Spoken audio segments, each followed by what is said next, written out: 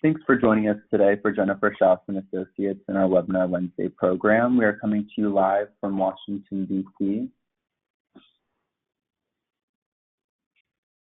Our webinars are every Wednesday and are provided complimentary. They are recorded and can be downloaded from our website and YouTube channel, which now holds over 400 of our government contracting webinars.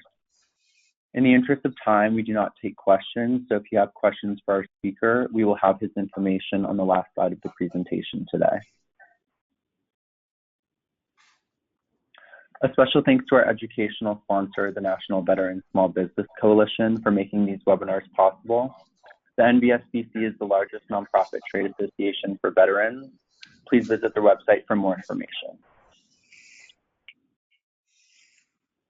Okay, and now a little bit about us. We work with U.S. federal government contractors, including product, service, and software firms. Our services range from market analysis reports to contract vehicles and compliance. More information is on our website. We also have opportunities for your organization to advertise in our newsletter. We now reach over 21,300 subscribers, and this includes both contractors and government. Contact us for pricing information with the email shown on the screen. As noted, we now have over 400 webinars in our archive. As we continue to educate federal contractors, I would like to bring your attention to our webinar schedule for 2021. The full schedule and speakers are all confirmed. First up is a monthly series called the GovCon Live Q&A Cafe. This is a live webinar series held each month. These will take place on the second Friday of each month in 2021 at 12 p.m. Eastern. We have assembled a group of 4 panelists who are subject matter experts on a specific federal contracting topic. The panelists will make a short presentation about the topics listed here on the screen, and then we'll take your live questions about that topic. So for example, January will kick off with our panelists covering CMMC on Friday, January 8th. Our panelists include attorneys, consultants, and other industry professionals. And you can sign up on our website under the Q&A Cafe tab. Sponsorships are available. Please email hello@jenniferschaus.com for a media kit with pricing details. Okay, and in our second webinar series in 2021, we will be covering each part of the DFARS, or Defense Federal Acquisition Regulations. Similar to our current FAR series, this will be a weekly series dedicated to defense contracting, its rules, and specific regulations. This series is complimentary and will be held on Wednesdays at 12 p.m. Eastern. We will run through the parts sequentially, which means we'll start the year with DFARS Part 201 and finish with Part 252 at the end of the year. You can sign up on our website under the DFAR tab. And again, sponsorships are available, and you can email hello@jenniferschaus.com for a media kit with pricing details. Okay, and now to introduce our speaker, Jeff Craven. Welcome, Jeff. We are glad to have you here with us today, and I'll now turn the floor over to you.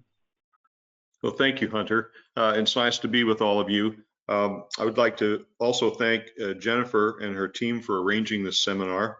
I've known Jennifer for nearly 10 years, and I really think that Jennifer Schaus and Associates has become the leader in these types of learning and sharing platforms, as well as a great resource for all government contracting matters. Jennifer asked me to provide some ideas and share some experiences on preparing to sell your government contract company. And I've been in the business. I do corporate M&A work at Dickinson Wright and been doing government contracting work for over 20 years. So let me start by saying there are lots of reasons companies get sold. Could be a family business and the next generation leadership does not evolve. Could be a divergence of visions and priorities among the founders. That happens increasingly, I'm finding. Some prefer to get bigger, while others prefer to maintain a lifestyle business. Sometimes it's just a matter of someone wanting a change and spend more time with their family or improve their golf game. But whatever the reason you might have for getting ready to sell your company, it's important that you approach it very seriously. I've seen a lot of situations where owners just think that because they know how great they are, and how hard they've worked to create this value, that everybody else will appreciate that. And that is just not the way the marketplace works. And if you want to do it right, if you want to get really fair value and have a successful closing, it's important that you follow some of these steps and get good counsel.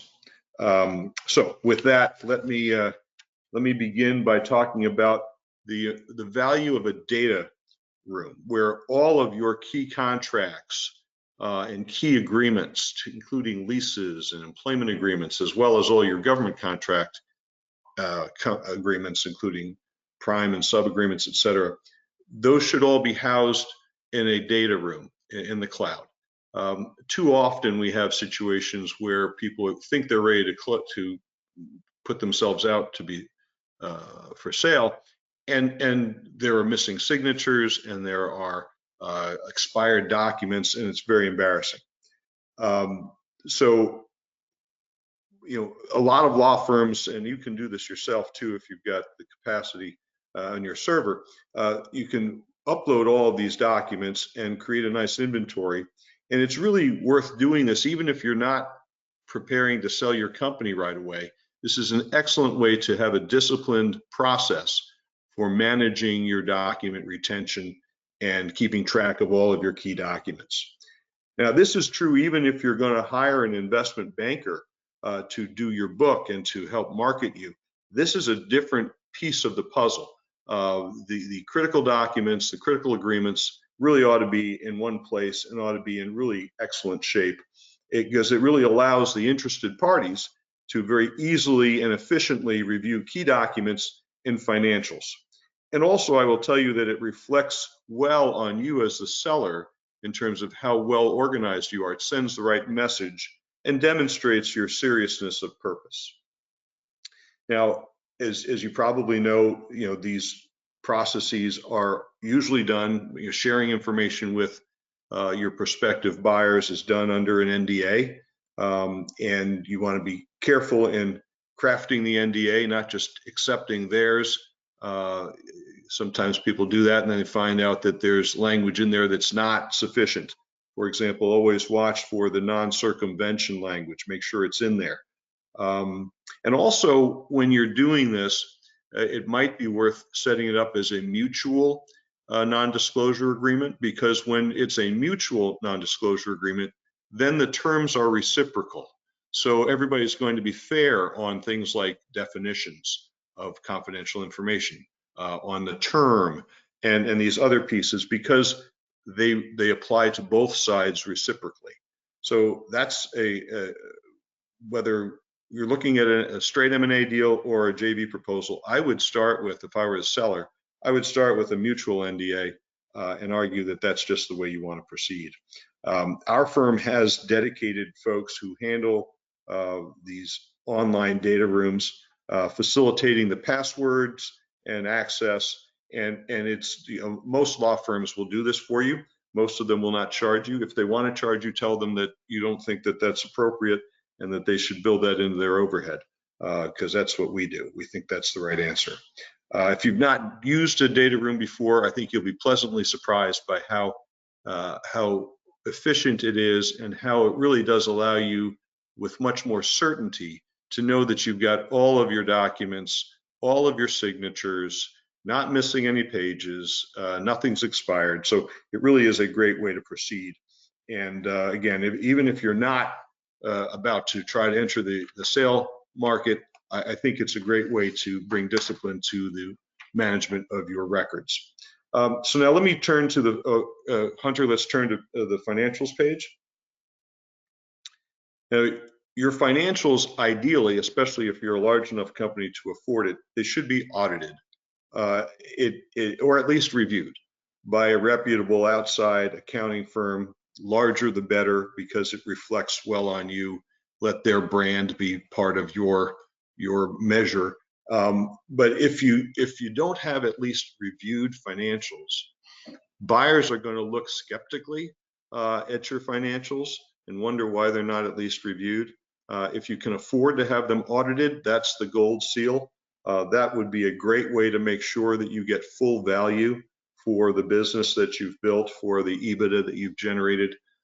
Because I will tell you, I've seen a number of circumstances where people without reviewed financials or reviewed by their neighbor, who moonlights or is retired, you want to spend the money. I know it seems like not a great investment, but I'll tell you that it really is. It will make the entire process move more smoothly if you have at least reviewed your tax returns and your financials. Because what happens is buyers assume that if you don't have sound financials, it's likely that there'll be other problems that that crop up later, and it's true. I've seen that happen. So that's, I think, all I want to say about financials. It is worth the investment. If you're a big enough company, get them audited, because that really makes the whole conversation go well. If you're smaller and you can only afford to have them reviewed for 2 or 3 years, and the auditing should also be for 2 or 3 years, I would say go ahead and do that. Bite the bullet and spend the money.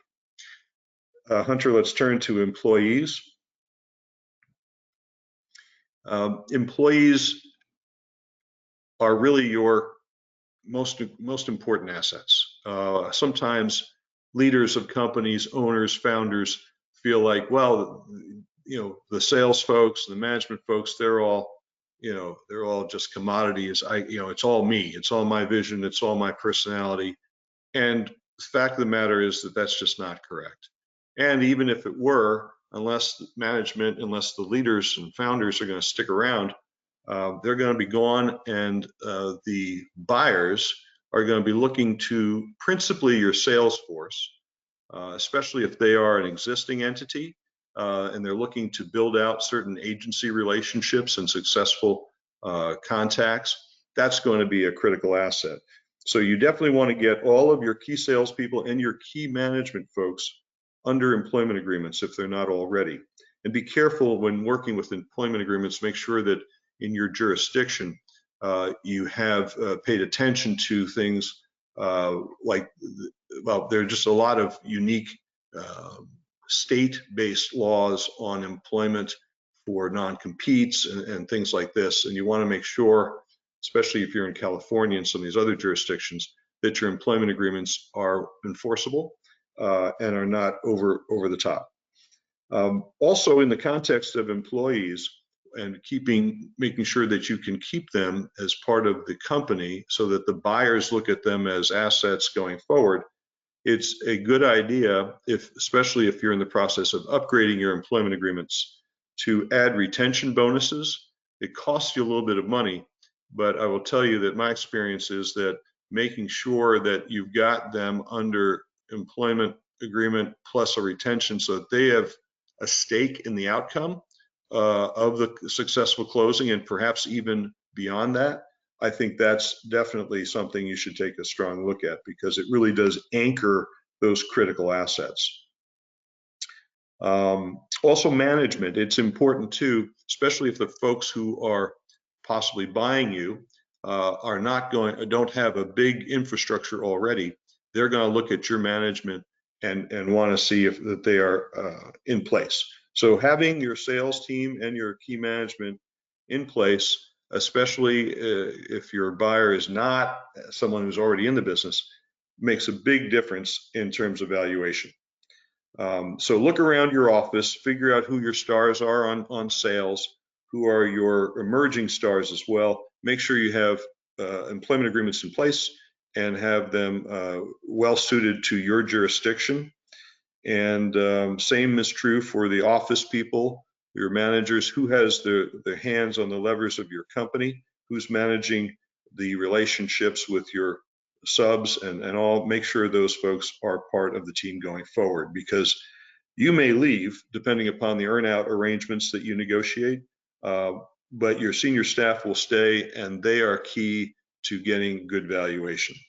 And since we can't know going into a deal whether or not your buyer is going to be a private equity firm out of New York that wants to just put some money behind the operation, or an existing competitor of yours, you can't know who the buyer will be. So it's important to keep your options open by treating your key staff as critical assets.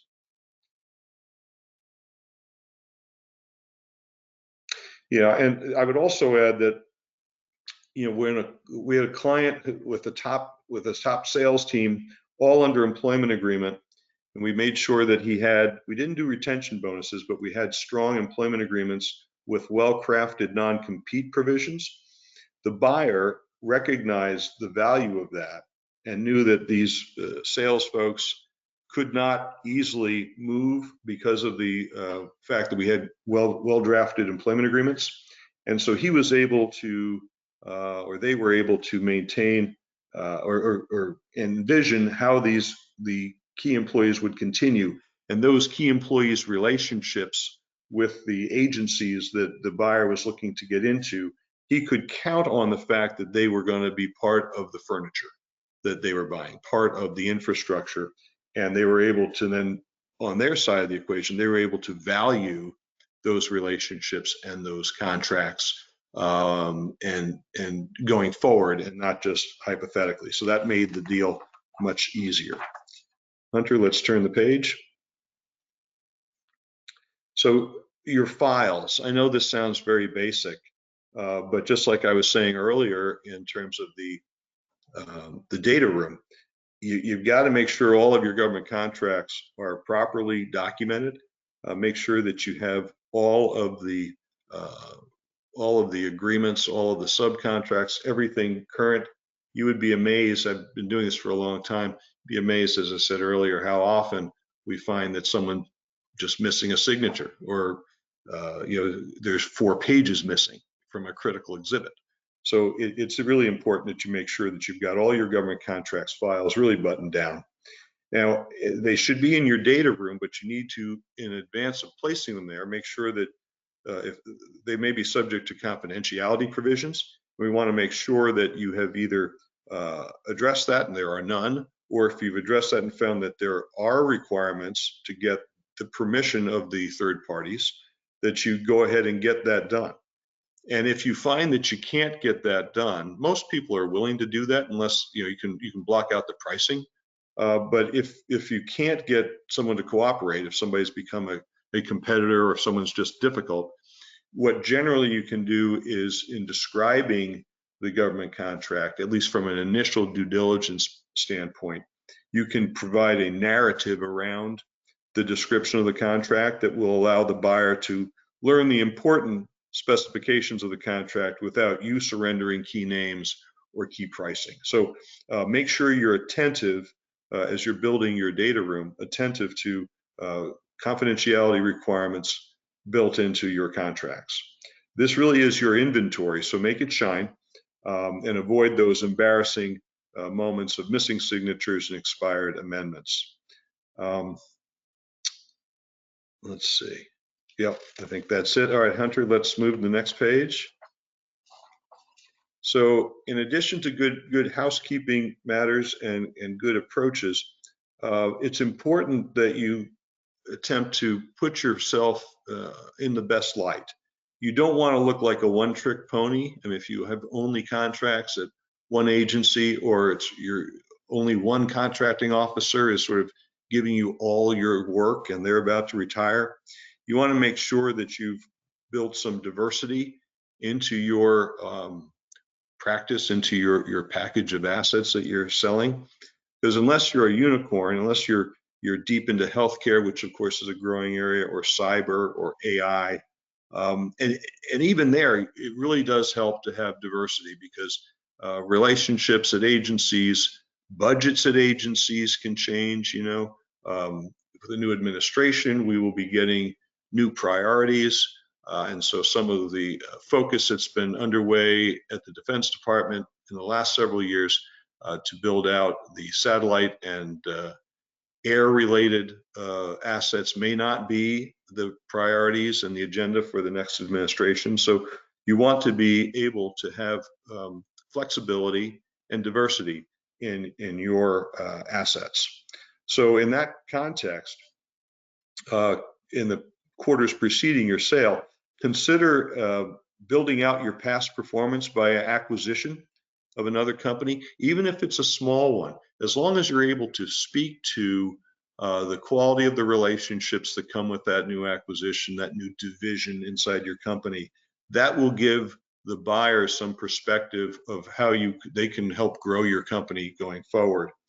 You can also diversify your agency relationships with new prime or subcontracts. Get out there, try to build some new relationships outside of the space that you are really excellent in. Figure out what's next door to that space. Where can you, with an existing relationship you have with a prime, how can you build out some additional work in neighboring spaces where you can leverage some of your past performance, but it's at least a little bit different or at a different agency. So you look bigger and broader and more diverse to a buyer. I think that's very important. They don't want to find a situation where, one person leaves an agency and suddenly your revenues drop 50%. It's important to make sure you've thought that through. And because it will really bolster the buyer's confidence in your revenue stream. And of course, if you're the incumbent on a contract, what we are finding is that you will, for the most part, you've got a high expectation of a renewal. Of course, no guarantees, but if you're maintaining good relationships with the contracting officer, keeping your folks in close contact there and making sure you're paying attention to their requirements and their needs and their issues, you'll be okay. And you can speak to that when you're selling yourself to the buyer, because the buyer is looking for sustainable revenue streams, and you want to be able to speak to that even if the contract is expiring soon. Speak to the level of the relationship you have with the contracting officer. Let's see. Okay, let's turn the page, Hunter. So inside the contract side, what the buyers are looking at is the number of prime contracts, while subcontracts are valuable if they are with good agencies and have long duration on them still. Subcontracts are going to be valued a little less highly than prime contracts. As I said earlier, the option years on the contract that remain will be critical in terms of the buyer modeling the anticipated revenue for you going forward. Buyers also going to be interested in seeing which contracting vehicles you're qualified under, how active they are, also the size of the contracts. And with IDIQs, they want to look and see what your competition is inside those IDIQs, and how you've been doing on those competitive task orders. If you got selected for an IDIQ, if you were down selected from 50 down to 6, and now you're one of 6, but it's 3 years in, you haven't won a task order, then that's not a very a good piece of news for you. So you want to make sure that you've got some record to talk about in terms of your success of getting task orders under IDIQs. Also, of course, a lot of certain agencies are more valuable than others.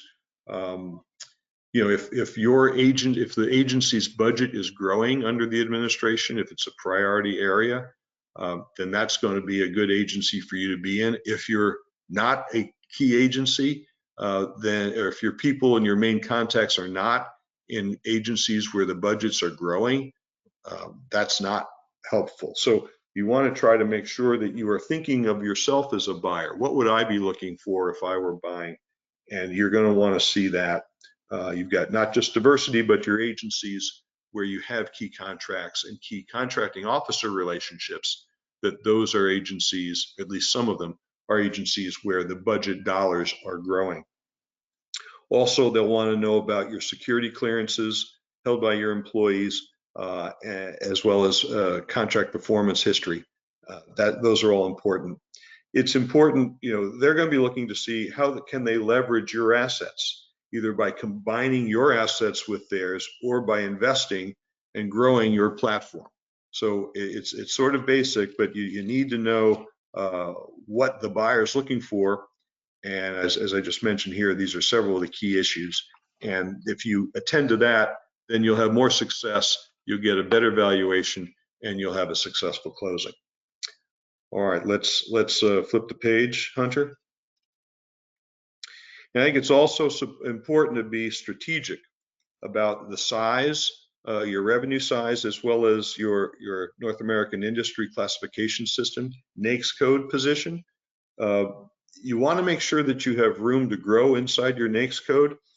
If, for example, if you're currently in a NAICS code with a top end of $7 million and you're already at $6 million annually on that contract, you're leaving yourself with very little room to grow. So a buyer's going to look at that and say, well, we're capped out there. So you want to focus on diversifying your work, and this all should be trying to do this before you are putting yourself out on the street, before you hire the McLean Group or somebody else to build your book. You want to make sure that you've thought about how can I grow and diversify my work in that NAICS code, in NAICS codes that cap out at 15 or 27 million. You want to make sure that you can tell the story that here's a space that we've done very well. We've had success. We've got great relationships with the contracting officer. Here, look at our growth here, and look at how much more room we have to grow inside this NAICS code. And so they can then take that and say, okay, if we put some more resources behind this, maybe some more salespeople, or maybe some existing relationships they have, we could grow this out and still stay under that higher cap. So that's really an important strategic approach.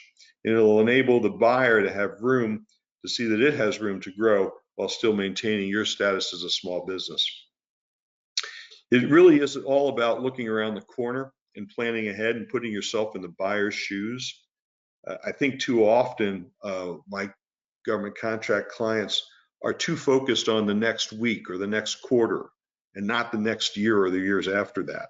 And that's just the nature of the business, because there's a crisis every day, right? There are 4 crises every day. And so what you want to do is you want to make sure you're budgeting some time for you and your senior team to really think ahead and around the corner and look ahead a couple of years and see how you can advance your goal of presenting yourself as being more valuable than you might otherwise be perceived by doing some of these steps, like increasing your diversity, building out some new NAICS codes where your past performance can still be utilized very well. It's really important because the buyers are looking several years out. Their modeling is 3, 4, 5 years out. And so you need to be thinking about the same approach. It's all about mindset. And if you do that, I think you'll be rewarded with a fair valuation. And that's the goal. All right, Hunter, let's turn the page. I think it's important to have very realistic expectations about valuation. Just because you grew it from your kitchen table, or just because you and your brother or you and your spouse built this together and it's been so amazing and so terrific, all of that is worth absolutely nothing. It just doesn't. There's nowhere in the model, nowhere in the business model, in the formulas, that has an emotional or sentimental moment. So just make sure that you're being very realistic about it, because we've had some clients who have such high expectations that are so far outside of what market value is that they take themselves out of the deal before they even get going. And if you're hiring an investment banker, they can help you understand the market. That's really an important step and an important service that they provide. So I would encourage you to do that. Things to watch for, obviously, if your company is an 8A with set-aside contracts, your pool of buyers will be restricted to other 8A buyers. That's just the way it is. The sale or transfer of 8A contracts can be tricky, and we'll talk about that on the next slide on novation. But you've got to really make sure you understand that your classifications and any special contracts, set-aside contracts, will be limiting your buyers, or will be the buyers valuing those. Buyers will not value those nearly as highly. And just generally, 8A sales and even SDVOSB sales, service disabled veteran-owned business sales, those are not at the same multiples as free and open competition companies. Now, it's important when you do have a government contract, especially in 8A, there's something called the Anti-Assignment Act that requires an automatic termination if you try to sell the contract without getting the approvals and without seeking a waiver. The waivers are submitted by the seller and will generally be allowed if the government entity that issued the contract determines that the buyer would otherwise have been qualified to receive the award, and that the contract will, that what's left behind inside the entity that's being purchased by the new buyer, that there are enough assets there that they have the tools necessary to fulfill the requirements. Now, generally, I will tell you that in valuation, it fluctuates widely in the government contract space, depending somewhat on whether the extent to which you are heavy on services versus heavy on product sales. What that mix will determine a lot of it, as well as which agencies you are working with and whether their budgets are growing. As a ballpark, 5 to 6 times EBITDA is not crazy. And also you could use the 1 to 1.5 times top line revenue as fair starts, but one of your investment banking guys would be able to come in and give you a better read on that, and also be able to speak to the specifics of your business and your revenue sources as definers of how the multiple will work. Okay, Hunter, let's flip. Pardon me. Novation. I mentioned earlier that you got to be super careful about transferring government contracts from a contractor to a third party. Novation is the process that you've got to manage before the contract can be transferred. As I mentioned earlier, the Anti-Assignment Act will crush you if you don't follow it closely. Now, transfer could be via M&A, bankruptcy, but either way, if there is a material change in the identity of the business, you'll need to consider section 42-1204 of the FAR. And I would urge you to think of material change in a broad sense. Don't try to think that, well, it doesn't say if I didn't sell 100% or 51%. Just make sure you talk to your lawyer about what material changes, and I will tell you to err on the side of a broad application of that, because the government is going to protect itself and not look out for your interests first. Oftentimes what we do with novations, or in cases where novations are required, is that we will use a transition agreement to enable us to effect a transition with the buyer while still having the contractor of record retaining responsibility for the fulfillment of the contract. And that is a very common process in the government contracting space. And you will work with the government administrative contracting officers. They'll determine how and in what circumstances you can close, and they'll work with you. They want to make sure that nothing's going to blow back on them, right? They want to make sure that this transaction that you want to do, is you'd like to take some money and go hit the golf course. They want to make sure they're not going to be left cleaning up any mess that, because the sales guys left or your team no longer followed through like they did when you were there. So novation is an entirely doable process. Don't think of it as an impossible burden, but it really is important that you pay attention to the details. Stock deals are preferred because in a stock deal, as opposed to an asset purchase agreement, a stock deal, the assets and the liabilities travel together, and the government will be more comfortable with that. They'll have less to worry about in terms of the tools and the people being there to continue the work. Now, note though that novations, there's really the government will tell you when they're ready to novate you. I've seen them take over 1.5 years to get a novation through. So the details under the transition agreement will be very important.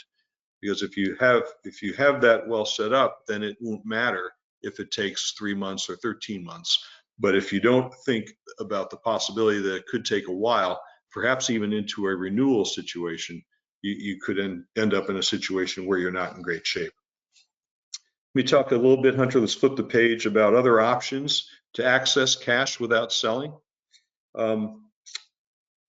I've seen situations where from a sales pitch, we end up in a strategic joint venture because the parties get together and they say, well, we're not willing to buy you out entirely yet, but let's merge, and we will have, in 18 months, 36 months, we'll have another sit down and we'll look to buy you out then based upon performance.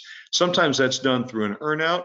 So you do close and then you get a certain amount of money back. Other times, you get a certain amount of money paid out over the years that follow the closing on the anniversary date. But also strategic joint ventures can sometimes be the right answer.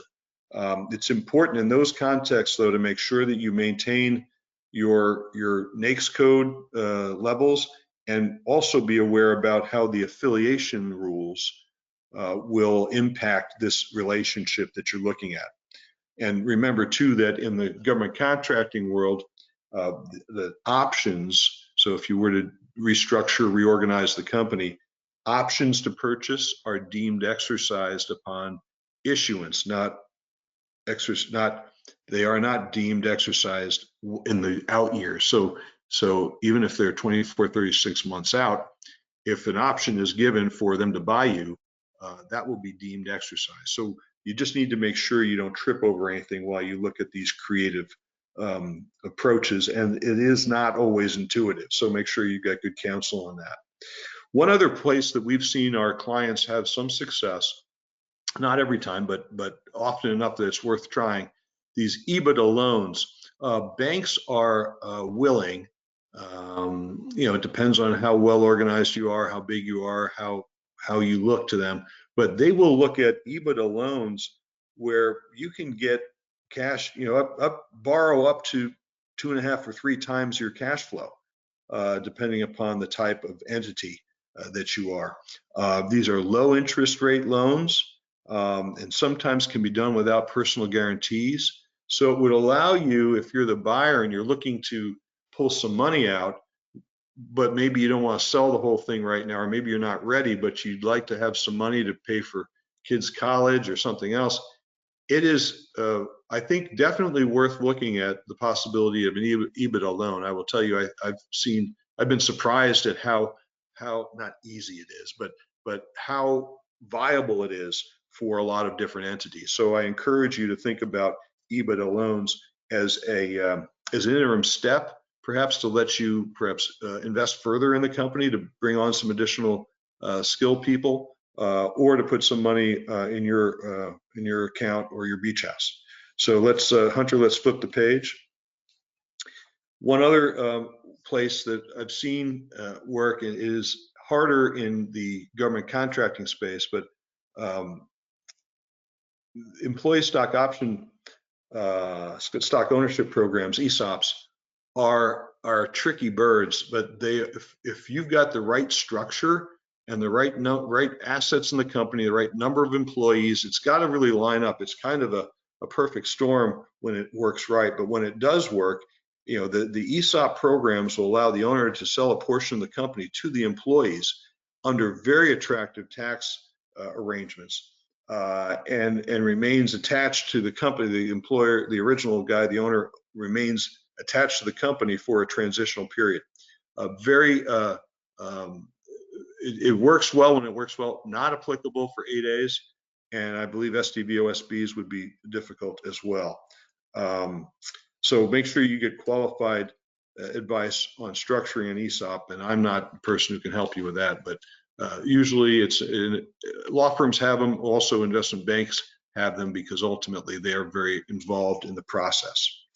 So in conclusion, I will tell you that selling or monetizing your government contract business requires careful attention to the FAR, as well as the usual strategic positioning in order to maximize the value of your company.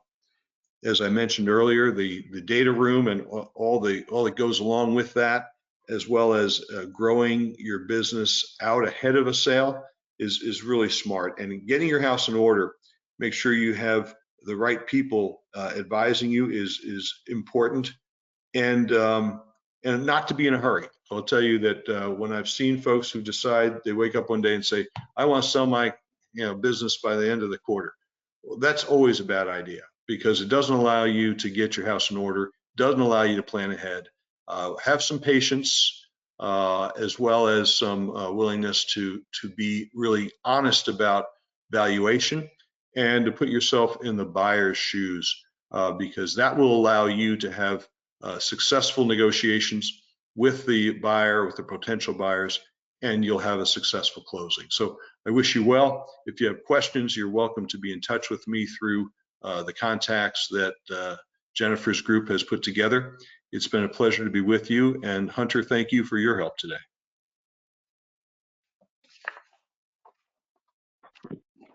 Thank you so much for sharing your time with us today.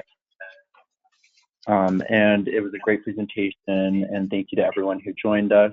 The recording will be on our YouTube channel and website within the next 24 hours.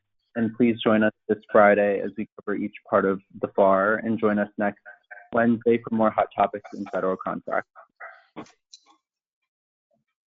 Thank you.